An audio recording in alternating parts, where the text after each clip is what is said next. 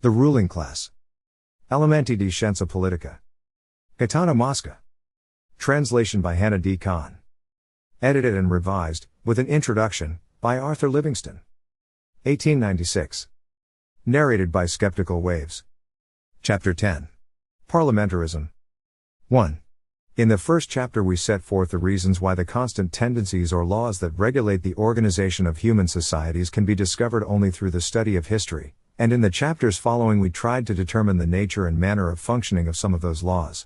We tried to demonstrate that in any human aggregate which has attained a certain level of civilization a ruling minority exists, and that this minority is recruited in ways that may vary but that are always based upon the possession of multiple and variable social forces, in other words, of those qualities or resources which give moral prestige and intellectual and economic preeminence to the individuals who possess them.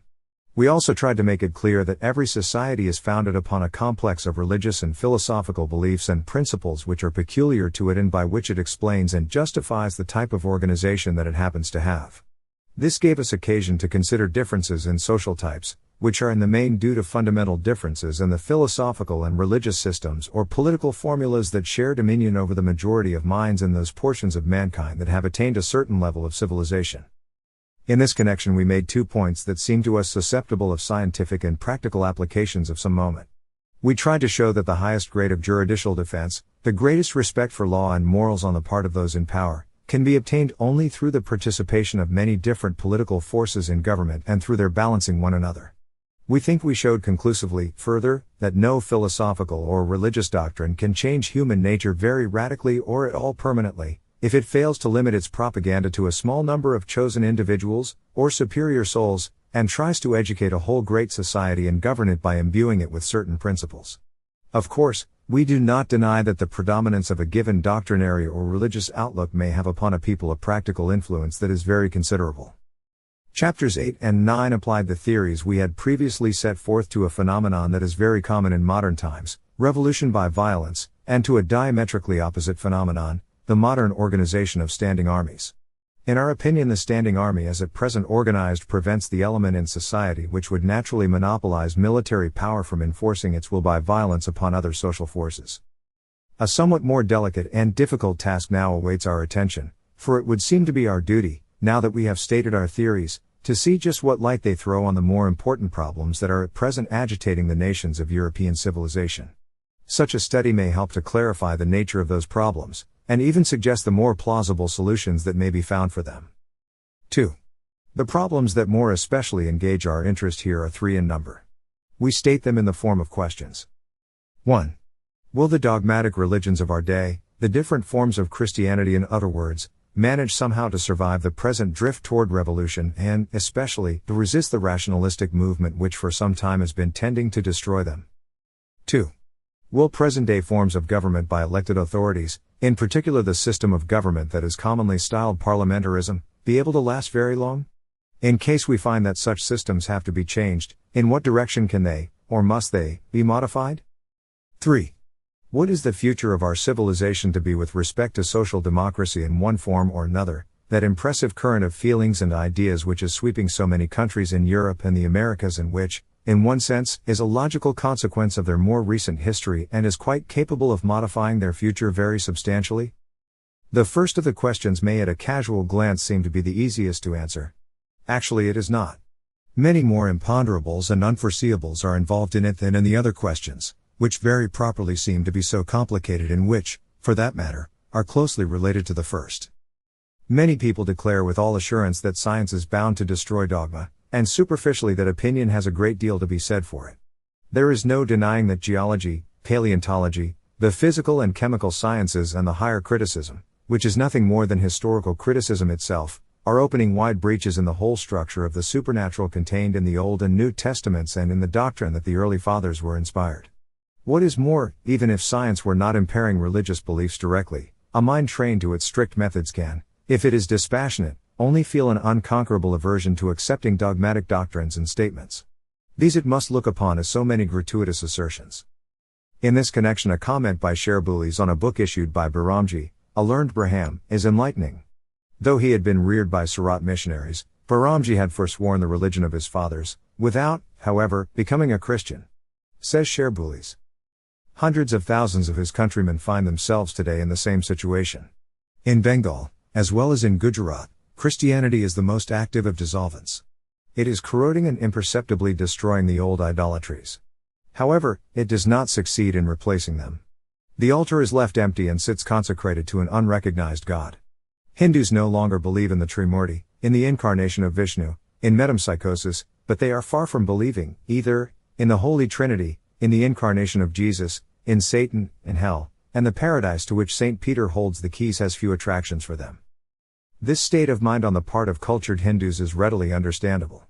The Christian religion can still be practiced by a man who has been initiated into European science, because it is rooted in sentiment, not in reason. But in people who have not been born to Christianity, or have not been brought up in Christian families, no such sentiment will be active. All the same, it must not be forgotten that religious beliefs have always responded not to any demand of the reason, but to other psychological needs, and especially to the demands of human sentiment. If, in one sense, religious beliefs may be considered illusions, they endure not because they seem to be true but because men feel that they need illusion.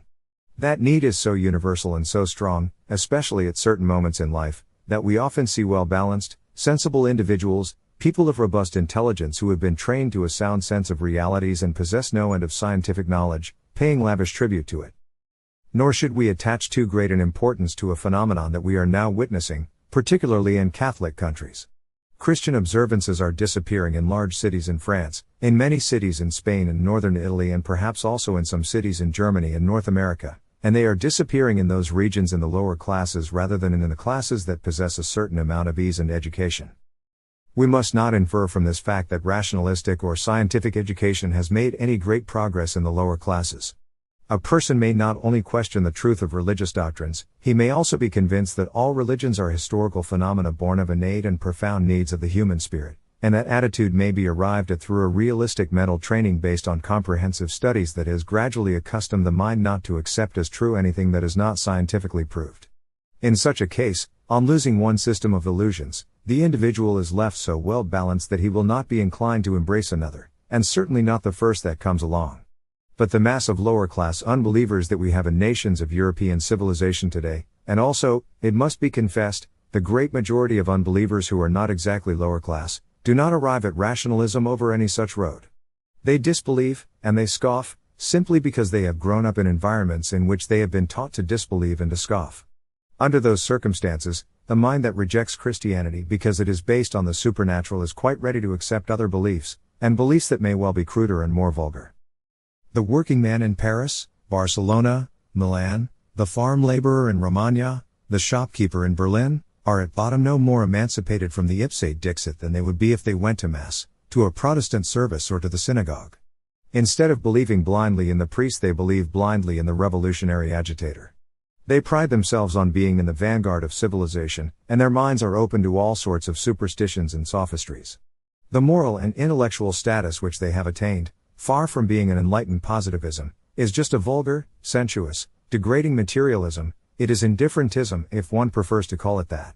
Before they go laughing at the Neapolitan loafer who believes in the liquefaction of San Gennaro's blood, such people should try to train themselves not to accept as true things that are just as absurd and certainly a great deal more harmful.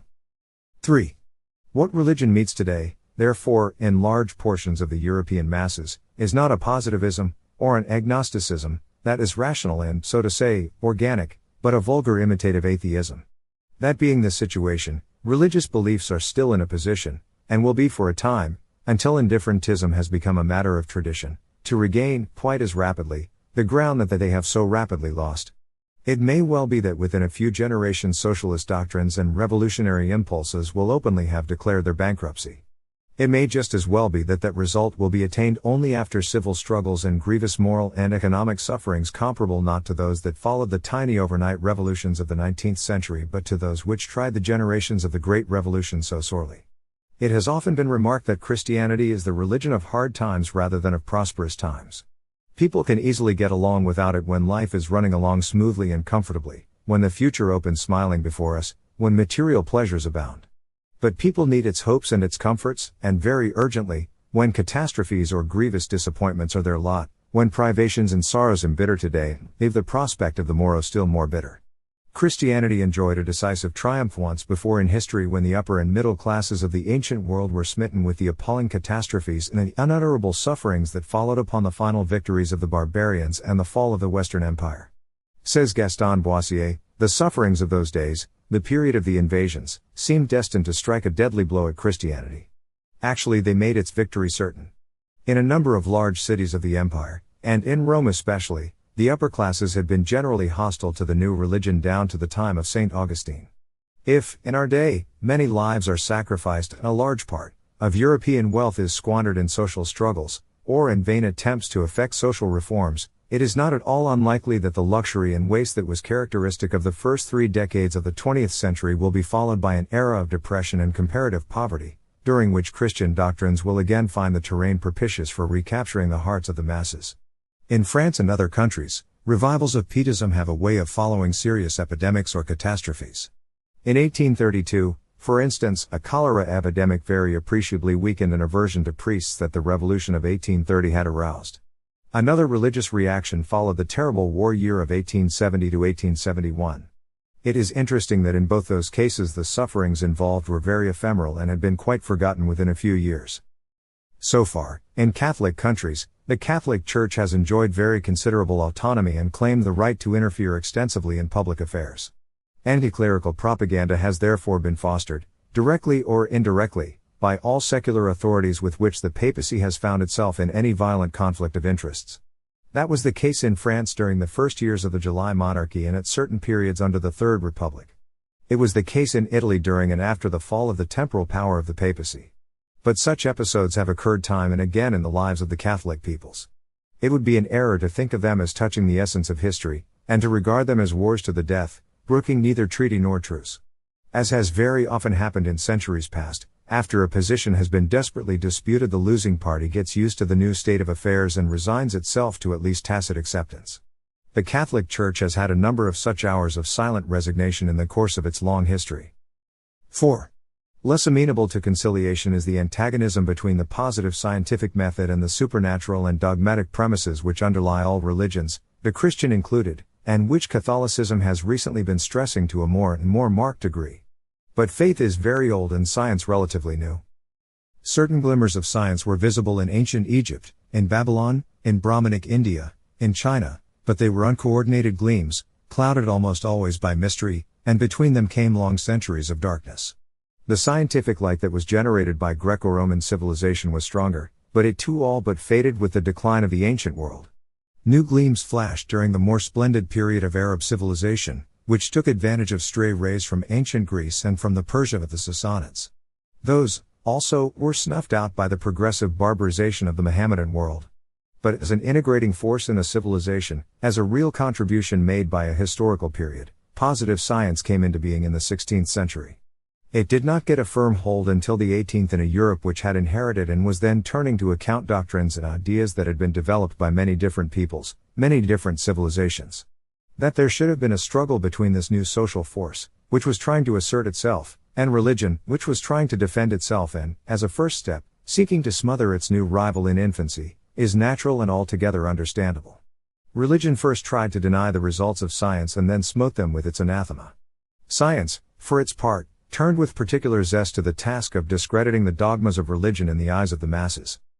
But many institutions, like many people, seem utterly incompatible yet in the end are forced to get along together somehow, since they cannot suppress each other outright. If science attacks dogma, directly or indirectly, its field at least is different from the field of religion. Scientific thought deals with the human intelligence. Faith has its basis in sentiment. Science, necessarily, is accessible only to the small number of individuals who have the ability and the opportunity to lead highly intellectual lives. Religion exerts its influence upon the masses. Any two religions, which are unavoidably obliged to refute each other and compete within the same field, are far more incompatible than science in any given religion. Sometimes, nevertheless, after long, cruel conflicts, two religions end by tolerating each other, once they become convinced that they cannot destroy each other. And today we find Catholics and Protestants, Christians and Mohammedans, Mohammedans and idolaters, living together peaceably in the same communities. China, perhaps, offers in this regard an example that better suits our case. In China the educated governing classes subscribe to a vague sort of deism, which at bottom is rational positivism pure and simple. Rational and positive at least are the practical implications of the teachings of Confucius. Once when Kalu, a disciple of Confucius, was questioning the master on the matter of death, he obtained this reply: "You cannot find out what life is. Why should you be so anxious to know what death is?" Kahn, another disciple, once asked whether the souls of the dead knew what went on in the world of the living, and Confucius answered, "You need feel no great concern, Kahn, about knowing whether the souls of our ancestors are aware of what goes on among us. There is no hurry about solving that problem. Wait a while and you will see for yourself what the truth is." The Chinese masses are Buddhists, or else follow Lao Tse or Muhammad. Buddhism is, in a sense, legally recognized and public authorities participate officially in its rites. Now something of the same sort may very well come about in Europe. It seems highly improbable that any new religions will rise, let alone spread, in the Western world in the near future. The various forms of Christianity will maintain their predominance, therefore, in the countries where they are now predominant. Because of its better organization and more coherent dogmatism, Catholicism will probably gain some little ground over the various Protestant sects, especially in England and the United States. In the long run, a mutual toleration may be established between the positivism, or, rather, the scientific skepticism, of the better educated and the beliefs that are held not only by the poor and unlettered masses but also by that large portion of the well-to-do classes which by sex, habit, education and temperament is more responsive to sentimental impulses. Skeptics must understand that no social advantage is to be gained by spreading a propaganda of unbelief among those who feel a need for religious beliefs or who are too ignorant ever to succeed in developing original and personal views of their own in regard to natural and social problems. On the other hand, the leaders of the Christian, and particularly of the Catholic, movement should finally become persuaded that persuasion, to tell the truth, seems to be rather hard to acquire, that science is now so much a part of the life of civilized humanity that it will not be easy to smother and destroy it. However, the solutions which we have just mentioned of modern problems concerning the relations between church and state and between science and the dogmatic religions are to be thought of merely as possible solutions. That does not mean that they are easy ones to achieve, much less that they are the ones that will necessarily be adopted. If they are to be adopted, the parties that are now in conflict must possess great political sagacity, and, unhappily, it is not sagacity that on the whole rules human events, but passions, hatreds, fanaticisms. It should not be forgotten, either, that the democratic socialist current today amounts virtually to another religion, which is fiercely competing with Christianity and is almost wholly incompatible with it. Another possibility is that in the clash between the Christian and socialist currents not enough freedom and toleration will be left to allow the few individuals who are capable of retaining independence of thought in the presence of grave social and political problems, to go on living and prospering. Unfortunately, the epochs in which individuals have been permitted to express their thoughts freely, and have not been obliged to pay homage to some type of fanaticism and superstition, have been privileged epochs. They are rather exceptional in the history of mankind, and as a rule they have not lasted very long. More often human societies have settled down for centuries upon some system of beliefs to which they have sacrificed all liberty of discussion and thought, or else they have cruelly tormented themselves because two different currents of doctrine and belief have been fighting for social predominance with every possible weapon.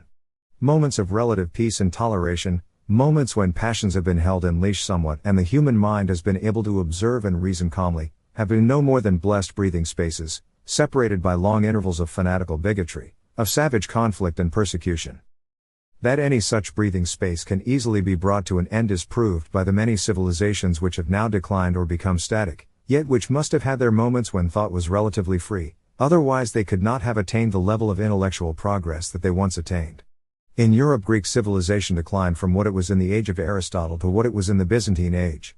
After the glowing scientific civilization of the early centuries of Rome, a civilization which the most cultivated modern nations did not overtake till the 18th and 19th centuries, came a decline, now slow, now rapid, to the barbarism that we find ascribed by Gregory of Tours and Raoul the Deacon, and then on to the barbarism, even more abject and degraded, that we find chronicled by Raoul Glaber.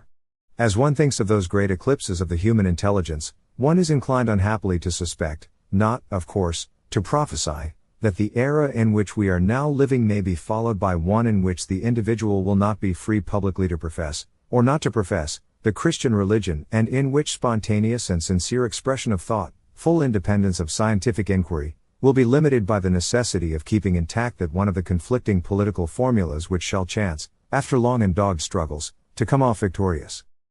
5. Closely linked with the religious problem, as well as with the problem of social democracy, is our second question, Section 2, which concerns the crisis that representative, and especially parliamentary, governments are now traversing. As is well known, new and important social forces came to the fore in Europe during the 18th century, forces based on the production of new wealth, on a different distribution of wealth, and on the rise in Europe of an educated, prosperous middle class.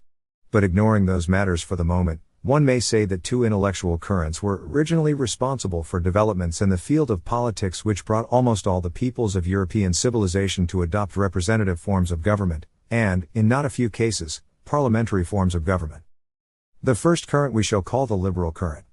It was based on the doctrines of Montesquieu. It sought to set up a barrier against bureaucratic absolutism by means of a separation of powers. We have already seen that this theory, incomplete as it may have been, cannot be regarded as mistaken in any substantial respect. The second current was the democratic current. Its intellectual parent was Rousseau. According to this theory, the legal basis of any sort of political power must be popular sovereignty, the mandate which those who rule receive from the majority of citizens. Not only the legitimacy of governors but their worth, their ability to satisfy the interests and ideals of the masses and to lead them toward economic, intellectual and moral betterment, depends upon their genuinely applying the premise of popular sovereignty. Rousseau, a real parent of the doctrine of popular sovereignty and hence of modern representative democracy, expresses himself in 1 or 2 pages of The Control Social as decidedly opposed to any delegation of sovereignty, and therefore to representative systems. However, the democratic school, which took its cue from the principles laid down by the Genevan philosopher, was obliged to accept the principle of representation for many reasons. One of them must not be forgotten, that the practical model which liberals and Democrats had before them in applying their doctrines was the English Constitution of the 18th century. That Constitution had derived the principle of representation from its feudal origins and had retained and developed it. This second current of ideas, carried to its ultimate developments and implications, has produced, along with theories of representative government, the theories of modern social democracy. Many objections are now being urged against representative government in general, and especially against those forms of it in which the democratic ideal may be said to have been best realized, in view of a broad-based popular suffrage and the political preponderance that has been acquired by elective lower houses. These objections are of 3 orders. A first group focuses upon the prattlings, the long-winded speeches, the futile bickerings, with which parliamentary assemblies largely busy themselves. Another group, and we consider it better founded, is put forward chiefly by advanced socialists or anarchists. Their criticisms come down to the charge that, given the unequal distribution of wealth that prevails at present, parliaments do not represent the interests and aspirations of majorities, but the interests of wealthy ruling classes. The third group, finally, is best founded of all. It relates to the excessive interference, not so much by lower houses as political bodies as by individual members of lower houses, in the courts, in public administration, in the distribution of the large portion of the social wealth that is levied by the state in the form of duties and taxes and applied to various public services, and in the distribution of that portion, also large, of the social wealth that is concentrated in banks, in great industrial speculations and in public charities. These activities, as a rule, fail to escape the influence and supervision of modern governments in Europe. Anyone can see that, in highly bureaucratized systems such as ours are, continuous pottering, interloping and officiousness on the part of members of lower houses must be an exceedingly baneful thing, and a special name has in fact been given to the phenomenon. The name is of fairly recent coinage, but it has already had time to acquire derogatory connotations. It is the term parliamentarism. 6. Now certain drawbacks are unavoidable in any system that is based on discussion. Assemblies will talk and they will talk. Many speeches are bound to be inane, and in many others one will more readily discern a play of petty ambitions, spites and vanities than any great devotion to public interests. New laws will often be debated and passed frivolously. Filibustering will sometimes retard urgent decisions. Epithets will often be violent and not always justified. These without a doubt are all grave defects. But they can seem disastrously grave and of capital importance only to someone who is convinced that it is possible for a country to have a political system that is exempt from the weaknesses inherent in human nature itself. The human being's ability to conceive of what is good, of absolute justice, of the best way to do one's duty, and then the great difficulties he encounters when he comes to making his conduct scrupulously conform to his high ideals, inevitably result in the fact that no statesman and no form of government can avoid being the target of any number of criticisms, some of which, from an abstract point of view, may be quite just. But the one sound criterion for judging man as well as political systems is to compare them with others, especially with those that have preceded them and, whenever it is possible, with those that have succeeded them. Judged by that standard, the defects of parliamentary assemblies, and the evil consequences which their control of power and their participation in power produce in all representative systems, are merest trifles as compared with the harm that would inevitably result from abolishing them or stripping them of their influence. Under the conditions that prevail at present in society, the suppression of representative assemblies would inevitably be followed by a type of regime that is commonly called absolute. We believe it might better be termed exclusively bureaucratic, since its chief characteristic is that it alienates from public life all political forces, all social values, except such as are represented in the bureaucracy. At the very least, it completely subordinates all other forces and values to the bureaucratic element. We are far from deeming it impossible that an ever-growing disgust with parliamentarism, and, especially, a fear of social democracy, wherever the latter assumes a menacingly revolutionary bent, may drive one people or another in modern Europe to adopt such an absolute or absolutely bureaucratic system. What we cannot admit is that such a step would be a wise one. We need give no long demonstration of that thesis in view of all that we have been saying, Chapter 5, Sections 9 to 10, as to the dangers and drawbacks involved in giving absolute predominance to a single political force that is not subject to any limitation or discussion whatever. That we are not dealing with a purely theoretical and doctrinaire objection, but with an objection of great practical consequence, is readily proved by recalling the experiences of a number of countries of European civilization where the representative system has functioned very imperfectly. There is the example of Tsarist Russia, or perhaps better still, of the old regime in France. Italians, and especially South Italians, are familiar with conditions under the old Bourbon dynasties of the South.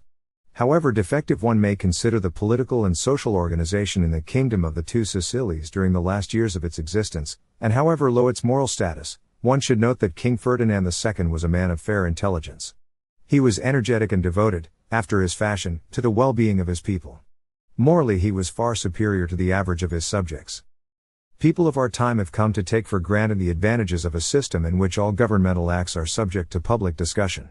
That alone can explain why superficial observers among our younger generations fail to realize at a glance the moral ruin that would result from the downfall of such a system. That ruin would take the form of a scries of violations of juridical defense, of justice, of everything that we commonly call liberty, and those violations would be far more pernicious than any that can be laid to the charge of even the most dishonest of parliamentary governments, let alone of representative governments. There has been a tendency of late to criticize representative forms of government too much and too slanderously.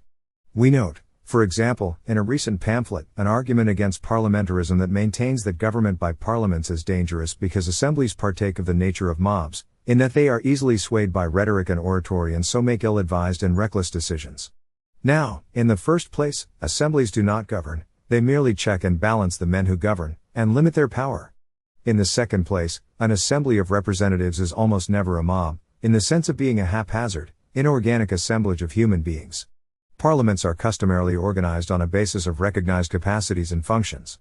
They contain many men of long experience with public affairs, who are thereby safeguarded against any harm that might result to less well-balanced brains from an overardent or ravishing eloquence.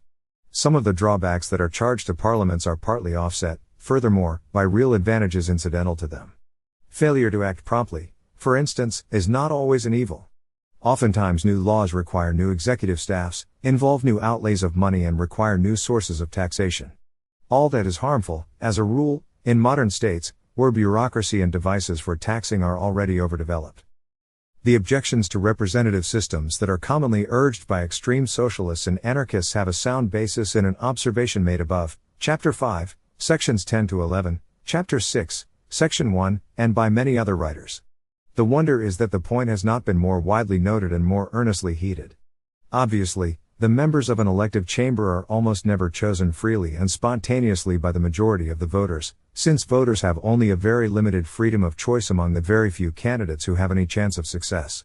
Certainly this flagrant contradiction between the fact and the theory of the law, between the juridical premise of the political mandate and its expression in practice, is the great weakness of any representative system. All the same, it can be taken as an argument of capital importance against representative systems only by those they are still many, alas, who adopt the narrow and strictly limited interpretation that was given to the theory of popular sovereignty by Rousseau and his followers of the democratic school, who took popular sovereignty to mean that any government in any country should emanate from the numerical majority of its citizens.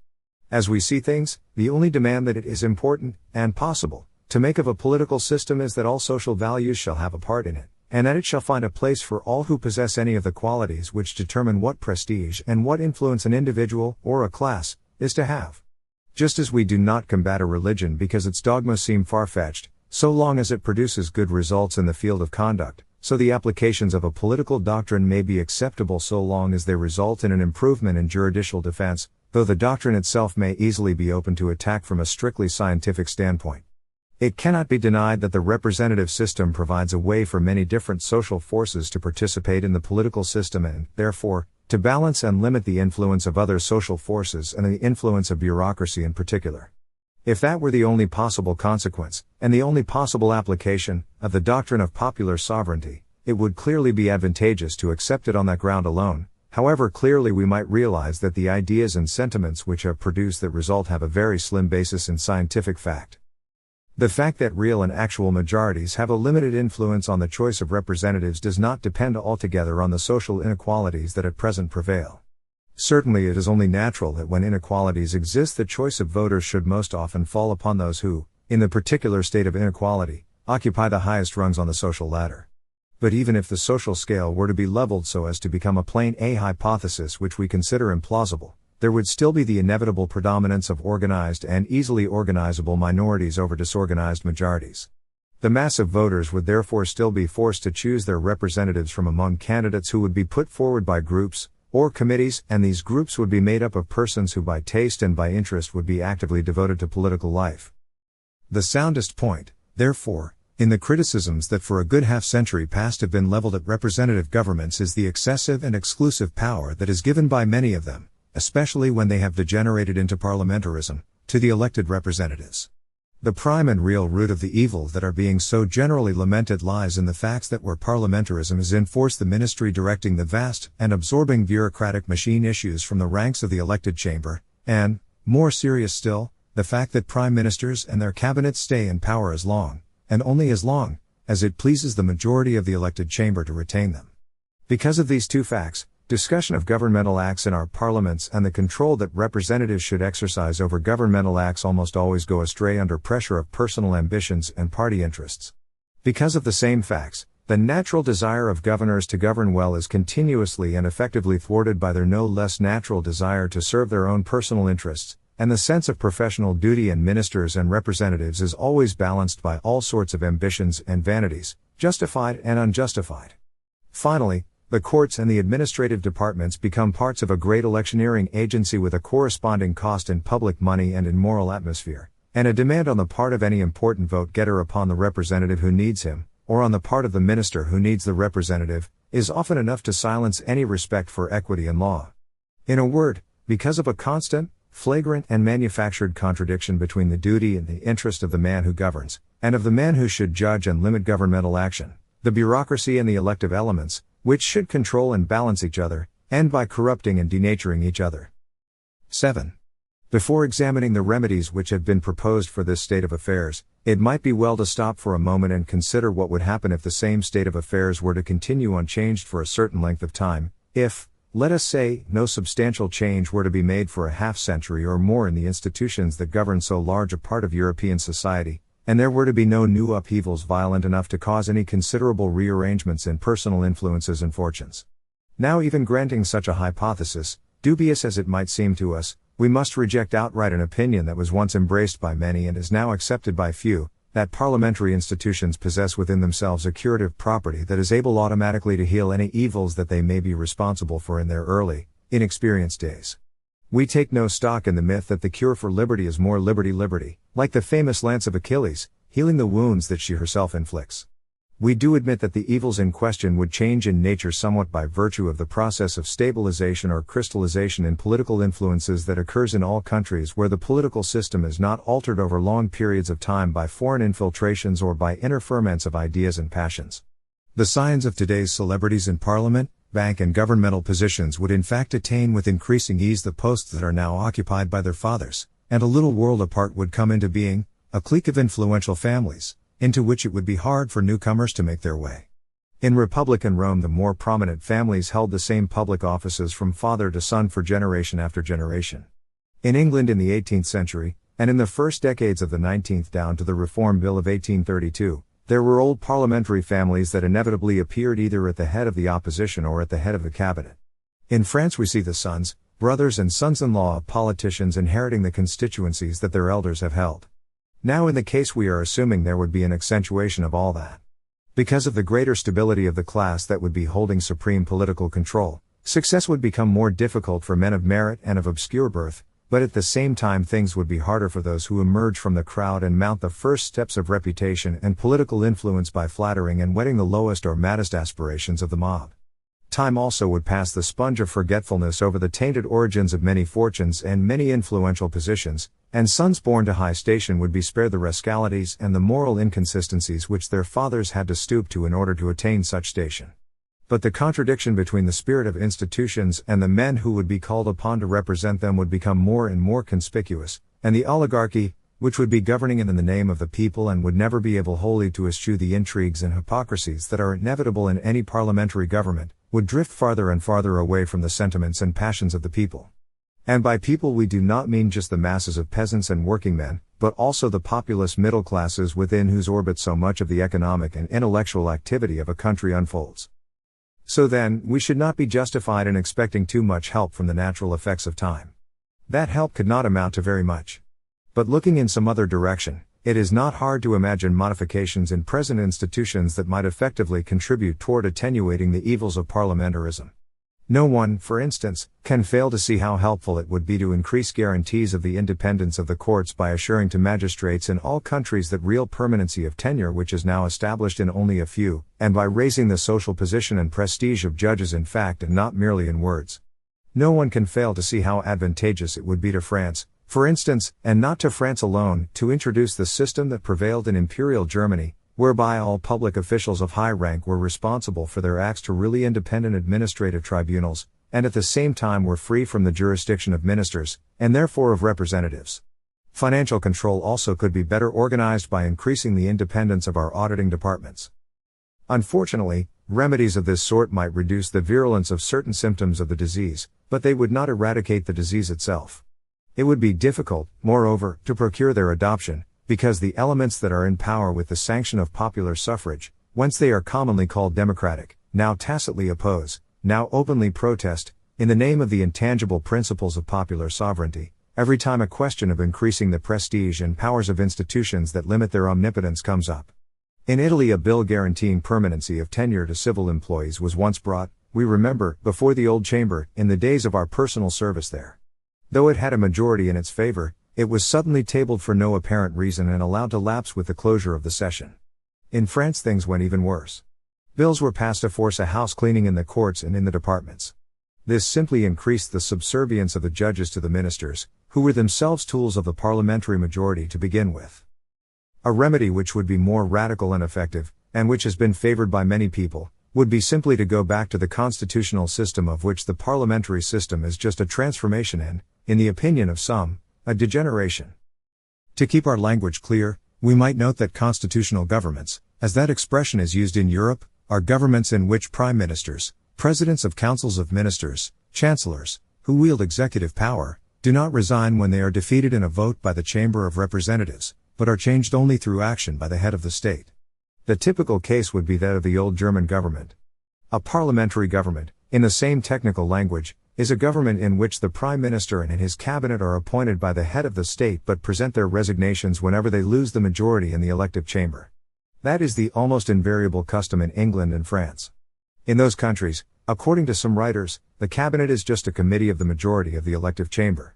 A third type of representative government prevails in the United States. It might be called the presidential type. In it the executive power is not changed by vote of the lower chamber. The head of the state is elected by the people for a specified term. The United States, in addition, happens to have a system of government which is not centralized. Now, as regards Europe, a political move in the direction of a return to constitutional government would be fairly easy to engineer, since if one keeps to the letter of the constitutions and basic charters on which most modern European governments rest, there is no discernible difference between the parliamentary system and the constitutional system. In fact, All such documents assume the existence of constitutional systems, not of parliamentary systems. The Portuguese Constitution of 1826 is the only one to distinguish between the personal sovereignty of the king, art. 21, and the executive power, which is to be exercised by the king through his ministers, art. 75. All other European constitutions declare merely that the head of the state exercises executive power through responsible ministers whom he appoints and recalls at will. In Italy, the constitution mentions individual ministers only, and says nothing of a cabinet or a prime minister. The functions of the latter have been determined by a series of royal decrees, the oldest of which is the Azeglio Decree of 1850 and the most important the Ricasoli Decree of March 1867. This last was abrogated a month later by Ratazzi, but its text was taken over in large part by the De Pretis Decree of August 20, 1876, and by later ones. The parliamentary form of government came into being through a series of concessions that were tacitly asked for by public opinion and tacitly granted by the heads of states. A mere change in public opinion would be enough, therefore, to effect a return to a more genuine interpretation of the principles that are codified in the various constitutions. It is erroneous to believe, as some do, that in England parliamentary government has the sanction of centuries of experience. Parliamentarism began in England only a little earlier than the middle of the 18th century, and it did not function in full accord with the rules which commentators now regard as correct until the 19th century, the reigns of Queen Victoria, and her successors. In 1783 the younger Pitt was called to the government by George III against the will of the House of Commons. In 1835 William IV tried on his own initiative to replace Lord Melbourne with Robert Peel. The king was able to maintain his position for some months. In spite of all this, a political evolution and constitutional direction would seem to be of very doubtful timeliness at present. In France and in other parliamentary countries on the European continent, the functioning of all political institutions has by now come to be linked with the assumption that the parliamentary system should function in the fact. One may question whether it was a good idea to pass directly from the absolute bureaucratic system to a parliamentary system without halting, at least for a time, in the strictly constitutional phase. However, events have taken that course, and one can only put up with their consequences. One very important consequence of the political theories and practices that have thus far prevailed so largely in Europe has been the fact that the elective chamber, certain that the cabinet could at any time be overthrown by an opposing vote on its part, has not paid enough attention to the need of limiting the powers and attributes of the cabinet. As a result, the elective chamber has been very lavish in augmenting the resources, functions and prerogatives of the state, and has perhaps not very jealously guarded the inviolability of some of its own prerogatives, since it has felt all along that the men in power would be instruments of the chamber majority in any event. The result has been that legislation by decree, so-called, has come to be used and abused in a number of parliamentary countries. Under these circumstances, any rapid retrogression from a parliamentary system to a constitutional system, in countries that are accustomed to the former, would lead to far more narrow and autocratic systems than prevail in countries in which pure constitutionalism has never been modified, and all authorities have always functioned in conformity with the letter of the basic constitutions. Let us keep clear of misleading hopes and fancies. A development in that direction would, so to say, decapitate the representative chamber by stripping it of the most important of its functions, and meantime it would leave the all-absorbing bureaucratic organization intact, along with all those methods and habits of corruption whereby parliamentary governments are now able to nullify the verdicts of the ballot. The result would therefore be that, for a long time to come at least, parliaments would be deprived of all spontaneity of action and would lose all political significance, and we should be left with a system very like bureaucratic absolutism, with the vices and drawbacks of which we are already familiar. Those vices and drawbacks would be more serious, more deeply felt and far harder to bear under the new system if the cabinet that happened to inaugurate it were to issue, as it very probably would issue, from parliamentarism itself, and so be tainted with all the corruption and hypocrisy that is inherent in the parliamentary system. 8.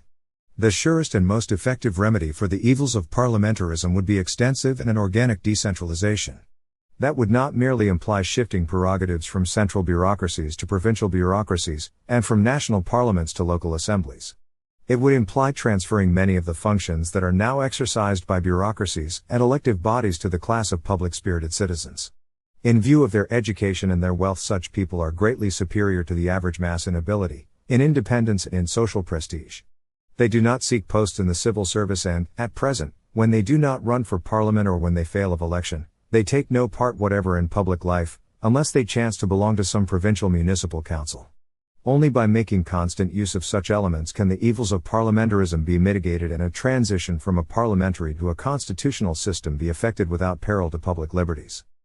It is a matter of common knowledge that the defects of parliamentary government in Europe almost all come down to improper interference with elections to central and local elective bodies by bureaucracies, acting mainly through prefects appointed by the ministries, and to equally improper interference with the bureaucracies by representatives elected to the national chambers. All this gives rise to a shameful and hypocritical traffic in reciprocal indulgences and mutual favors, which is a veritable running sore in most European countries. This vicious circle can be broken neither by increasing the powers of the bureaucracy nor by enlarging the prerogatives of the elective bodies. It can be broken only by summoning new political elements, new social forces, to the service of the public will and by perfecting juridical defense through the participation in public offices of all persons who have aptitudes for them. Such persons will not be salaried employees to be promoted or transferred at the caprice of some minister, and they will not have to depend for return to office on electioneering and on the approval of some local machine or some electoral busybody. In France, Italy and certain other countries, the idea we have just set forth could be applied in every province or department by listing all people who have college or university degrees and pay a specified tax. One might regard as equivalent to higher educational degrees the rank of captain in the army, past service as a representative in parliament or as mayor of a town of not less than 10,000 inhabitants, or past service in the presidency of an industrial or agricultural association that has a specified number of members or has been working with a specified amount of capital. So a special class of volunteer unsalaried officials could be developed. Open to anyone who might acquire the qualifications mentioned, it would still have a certain homogeneousness of social status. In view of the human being's natural propensity for social distinctions, it would soon develop cohesion and group pride, and the members would be willing and eager to devote a part of their time to public business. From the individuals belonging to such a class could be chosen, either by lot or otherwise and either for temporary or life tenures, as might seem best, referees and arbiters for petty civil cases, commissioners for voters' lists in national and local elections, and justices of the peace to deal with petty misdemeanors and other minor police cases. From the same class should come members of higher budget commissions and administrative boards, which would supplant the present administrative boards, where such exist, and which might be under the presidency of professional magistrates. The same element could, and in fact should, be represented in all councils of prefectures or provinces. We are not, of course, proposing here to set forth in detail a complete system of reform for the political and administrative institutions of European society. We are merely suggesting the broad lines along which reforms should be developed. We are merely tracing a path which, in our opinion, it will be wise and necessary to follow. We are not unaware that a number of objections might be made to the immediate application of our idea. Though they are not all of equal weight, it might be well to examine them very briefly. It may be said that our present jury system is organized along the lines which we have proposed, but that it is working out badly and discrediting itself more and more from day to day. Now one should observe, in the first place, that the charges that are brought against the jury system are probably somewhat exaggerated, in that the jury system is held to be exclusively responsible for abuses that are due rather to the general tendency of our age to be overmilled in the repression of common crime. Against that tendency a strong reaction is bound sooner or later to set in. In the second place, the elements that serve on our juries are not altogether of the type we have recommended. High basis on which jury panels are made up has been too greatly, broadened, so that jury panels now contain a majority of persons who have not the intellectual training, or the moral background, required for the delicate tasks that juries are called upon to perform. Social organisms often function badly not because the principle on which they are based is fundamentally wrong but because the principle is badly applied. Sound, unquestionably, was the principle put forward by Machiavelli that the force that is armed for the maintenance of order in a state and to protect its independence ought to be composed of citizens who lend their services in turn, rather than of foreigners and mercenaries who make a trade of war. But while a wise and prudent application of that principle has produced our modern standing armies, a careless and unsystematic application of it would have yielded the same results that were yielded by the Florentine Ordinance, which was created at the Florentine Secretary's own suggestion, and by the National Guard which functioned, or rather failed to function, in Italy down to the middle of the last century. It may also be objected that there would be something artificial and arbitrary about our manner of designating the class of functionaries that we have proposed. We do not deny that the criticism might seem just, at a superficial glance, for, as a matter of fact, no human institution, no law, can avoid setting more or less artificial and arbitrary limits. Arbitrary and artificial is the limit that is set by law in fixing a person's majority at 20 years, 11 months and 29 days. Up to that moment a person is considered incapable of ordering his own affairs. The next morning he comes of age. Laws that fix the exact conditions under which one can vote, in countries where universal suffrage does not obtain, also set artificial and arbitrary limits. But in the matter before us, if we look somewhat deeply into it, the precise opposite seems to be the erase. In our private customs and habits we always draw very considerable distinctions between people of good education and people of no education, between people who move in good society because of their economic position and people who are poor and have no social standing. If such people are all considered as on the same footing from the political point of view, it is simply because arbitrary and conventional criteria prevail all through our political systems. If anything should arouse our wonder, therefore, it is that at present people who have the requisites mentioned are, taken as a class, political nonentities. We say taken as a class intentionally. Taken as individuals, the men who now hold elective offices of any importance, members of parliaments, that is, provincial or departmental council members, mayors and city councillors in large cities, come, as things stand, almost entirely from social strata that have a certain economic case and a certain amount of education. The trouble is that, with rare exceptions, they come from the strata mentioned by passing through a ruinous process of selection downward, which bars from positions of major importance men who will not buy votes or cannot buy them, men who are of too high a character to sacrifice dignity to ambition, or men who are too sincere and honest to throw out to left and right promises which they know they cannot keep, or can keep only by sacrificing the public welfare to private advantage. A more real and far more serious obstacle to the practical execution of our plan would be the present economic situation in many European countries. During the 18th century and the first half of the 19th, the English gentry held almost all the offices that correspond to the ones which we would like to see entrusted to the class that is the counterpart of the English gentry in continental European society. The English gentry held of offices in accord with a system very much like the one that we would introduce into continental countries, though during past decades the system has lost a good deal of ground across the Channel through the growing influence of modern democratic ideas. But England was a relatively rich country during the 2 centuries mentioned and, down to 100 years ago, specialized knowledge did not have so wide an application in the various branches of social activity. A certain amount of wealth and a certain social background were enough to establish the prestige of an individual, and it was not indispensable, as it virtually is today, that a man should have a higher education in addition to those other assets. As things stand at present, the demands of the times, and especially the prospect of losing their influence unless something is done about it, may induce the members of the wealthy class, the people who own the great fortunes, to shake off an indolence that in many countries has become one of their traditions and apply themselves to obtaining specialized and higher training. But that class has never been, and will never be, very large. It can never fill all the positions that we have listed, and meantime the functions of the state have been broadening and broadening in Europe, so that bureaucracy today has come to absorb a truly vast mass of activities and duties. Today we should be at a loss to tell where one could find enough people to recruit the class of independent honorary public servants that we refer to. That class, therefore, has to be reinforced by another class, the class of merely respectable, hard-working people who live in moderate ease.